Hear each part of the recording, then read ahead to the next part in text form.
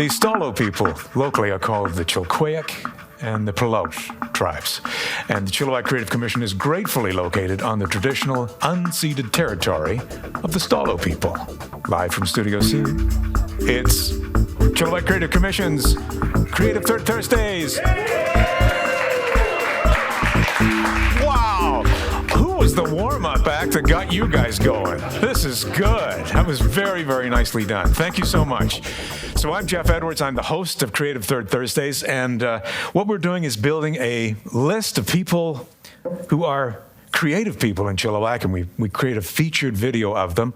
And while I'm talking to the studio audience, I meant to say I'm also going to be talking to the audience at home, and they're right there behind that camera right now. So, like I said, I'm your host, Geoff Edwards. I'm the chair of the Creative Commission's Creative Third Thursdays Committee, and we're working hard to attract creative workers and entrepreneurs to this monthly meetup. We feature creatives and set up networking opportunities each time.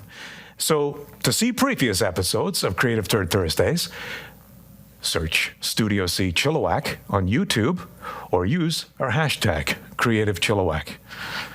We love to do it here in Studio C. Let's thank the man behind Studio C and a solid member of the Chilliwack Creative Commission. It's Tim McAlpine, everybody. Studio C. All right. You guys are in the studio audience, and you at home, are you ready to meet this month's featured creative?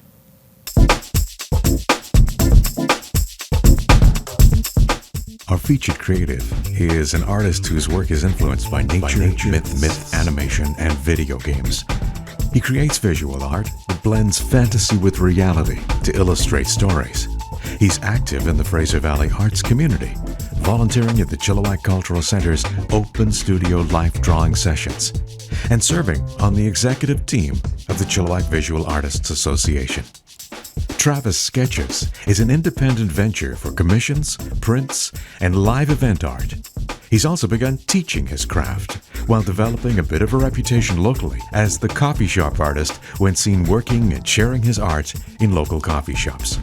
Please welcome this Creative Third Thursday's featured creative, Travis Clarke.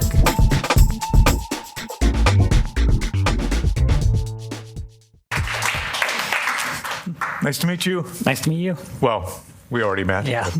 Nice to have you here. Thank you for coming.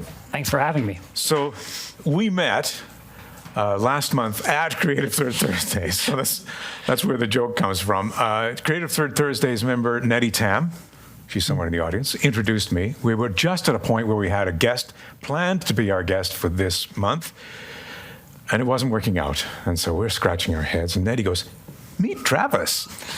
So here we are.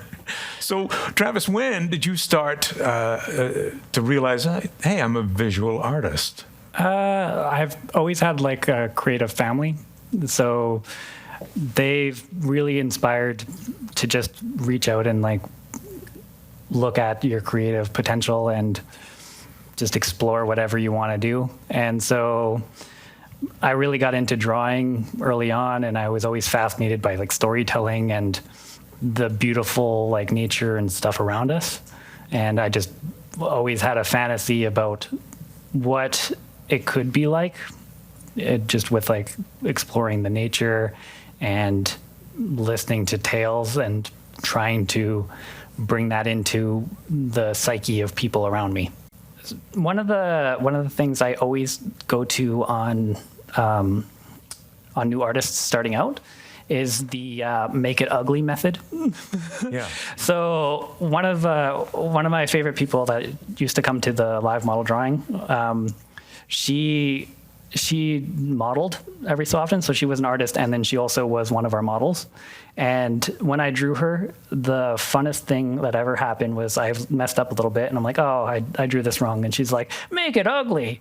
Because, and like her point of view was, if you were able to live in that ugly drawing and try some things that you didn't, like you don't care about this drawing anymore, you've already messed it up, might as well push it to the max, do as much time as you can in there, just trying weird things and playing around with it, because learning how to draw something in the ugliness will mean that when you try and make your own like beautiful drawing afterwards, you have things that you've learned from the ugly drawing. Whereas if you just cut and run and you come back and you try and make another good drawing, you've never learned anything.